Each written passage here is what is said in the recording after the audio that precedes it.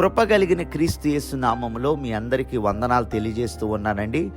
వాక్యాన్ని ధ్యానం చేసుకుని ఆశీర్వదించబడదాం. మీకా గ్రంథం 7వ అధ్యాయం 8వ వచనం చదువుకుందాం. మీకా 7:8 ఈ వచనంలో ఒక భాగాన్ని నేను చదువుతాను. నేను అంధకారమందు కూర్చున్నను, యెహోవా నాకు వెలుగుగా ఉండును. నేను అంధకారమందు కూర్చున్నను, యెహోవా నాకు వెలుగుగా ఉండును. భక్తుడైన మీకా ద్వారా దేవుడు ఒక చక్కని వాగ్దానాన్ని మనకు తెలియజేస్తూ ఉన్నాడు. ఏమిటంటే అంధకారంలో ఉన్నా కూడా దేవుడే మనకు వెలుగుగా ఉండబోతున్నాడంట. సహజంగా మనం ఆలోచన చేస్తే అంధకారంలో ఉన్న వారికి ఏమీ కనిపించదు. చీకట్లో ఉన్నప్పుడు గుడ్డి వాళ్ళ తడుముకున్నట్లే మనం తడుముకుంటాం కదా అండి. బైబిల్ గ్రంథంలో నిర్గమాకాండం 10వ అధ్యాయంలో మీరు చదివితే ఒకసారి ఐగుప్తు దేశం అంతా చిమ్మ చీకటి కమ్ముకుందండి. అలాంటి పరిస్థితుల్లో ఒకరిని ఒకరు చూసుకోలేకపోయారంట, కనుగోలేకపోయారంటండి. వారి స్థానాల్లో నుంచి కనీసం లేచి బయటికి వెళ్ళకపోయారంట. అటువంటి అంధకారములో కూర్చున్నప్పటికీ దేవుడు నాకు వెలుగుగా ఉంటాడు అని మీకా భక్తుడు తెలియజేస్తూ ఉన్నాడండి.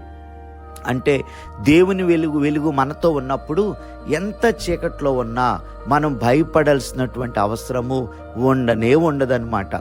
అసలు దేవుడు ఎప్పుడు మనకు వెలుగుగా ఉంటాడు అనే విషయాన్ని గురించి 3 విషయాలు ఈ యొక్క సమయంలో ధ్యానం చేసుకుందాం.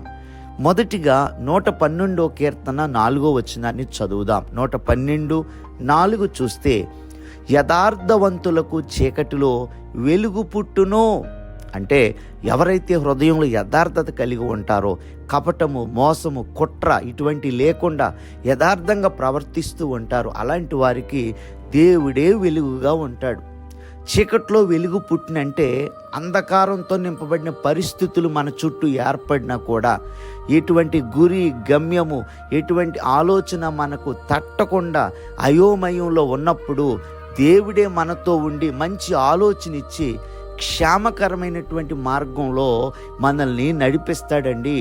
అలాంటి చిక్కు సమస్యల్లో నుంచి బయటికి తీసుకొచ్చి సరళమైనటువంటి మార్గంలో ప్రభువే మనల్ని నడిపించబోతూ ఉన్నాడు. దాన్ని ఏమంటున్నాడంటే, అంధకారములో వెలుగు పుట్టును, చీకట్లో వెలుగు పుట్టును. ఎవరికంట? యథార్థవంతులకు.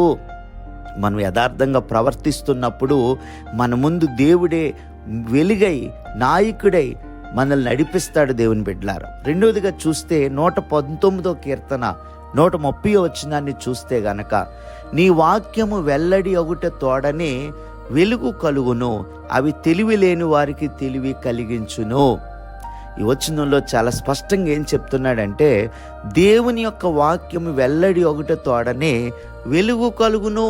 ఈ 119వ కీర్తన అంతా కూడా మనం ధ్యానం చేస్తే దేవుని వాక్యం యొక్క గొప్పతనం గురించి, వాక్యం పట్ల భక్తునికి ఉన్నటువంటి అచంచలమైన ఆసక్తిని గురించి చక్కగా వర్ణిస్తాడండి. ఈ 119వ కీర్తనలో మచ్చుకు 123వ వచనాన్ని చూస్తే, దేవుని మాటల కొరకండి ఆ భక్తుని యొక్క కన్నులు క్షీణించిపోతున్నాయి అంటాడు. 148వ వచనాన్ని చూస్తే, వాక్యాన్ని ధ్యానించటానికంటండి అతని కన్నులు రాత్రి జాములు కాక మునిపే తెరుచుకుంటున్నాయి అంట. గమనించారా? వాక్యం కోసం భక్తుడు ఎంత ఆసక్తి కలిగి ఉన్నాడో. అటువంటి వాక్యము వెల్లడి ఒకటి తోడని అతనికి ఏం కలుగుతుంది? వెలుగు కలుగుతుంది. వెలుగు కలుగుతుందంటే అర్థం ఏంటంటే, గొప్ప ఆలోచనలు మనసుకు తడతని అన్నమాట. సమస్యలన్నీ ఇట్టే పరిష్కారం అయిపోతున్నాయి అన్నమాట.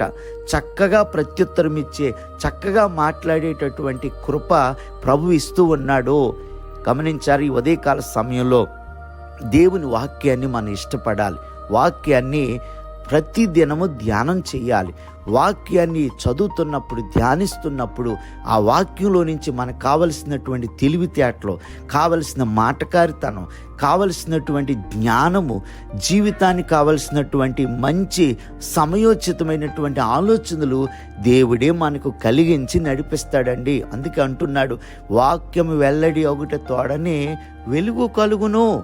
3వ సంగతి మనం చూస్తే, యెషయా గ్రంథం 58వ అధ్యాయము 7, 8, 9, 10 ఈ వచనాలు మనం గమనించినట్లయితే, ఇతరులకు మేలు చేస్తే గనక, అంటే ఇతరులకు కొన్ని మంచి కార్యక్రమాలు చేస్తూ ఉంటే గనక, అలాంటి వారికి అంటండి చీకట్లో వెలుగు ప్రకాశిస్తుంది అంటాడు.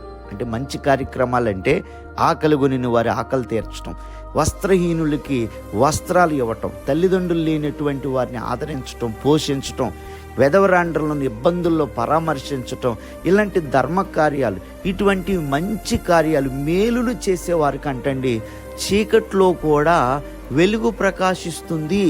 అందుకే హెబ్రీ గ్రంథకర్త అంటాడు, ఉపకారమును ధర్మమును చేయ మరిచిపోకండి అంటాడు. కాబట్టి ఉదయకాల సమయంలో 3 విషయాలు ధ్యానం చేస్తున్నాం. దేవుడు మనకు వెలుగుగా ఉండాలి అంటే మనం యథార్థమైన జీవితాన్ని కలిగి ఉండాలి. యథార్థవంతులకు చీకట్లో వెలుగు కలుగుతుంది. దేవుడు మనకు వెలుగై మనతో ఉండాలంటే గనక ఆయన వాక్యాన్ని దివారాత్రములు ధ్యానం చేయాలి. అప్పుడు ఆ వాక్యము తెలివి లేని వారికి తెలివి కలిగిస్తుంది. 3వ సంగతి ఆలోచన చేస్తాం. ఇతరులకు ధర్మ కార్యాలు మేలులు చేస్తున్నప్పుడు మన జీవితంలో గొప్ప వెలుగు ప్రకాశిస్తుంది.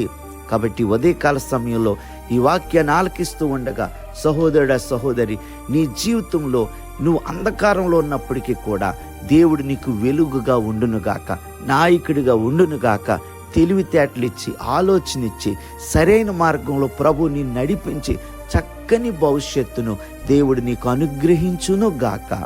ఆమేన్. God bless you.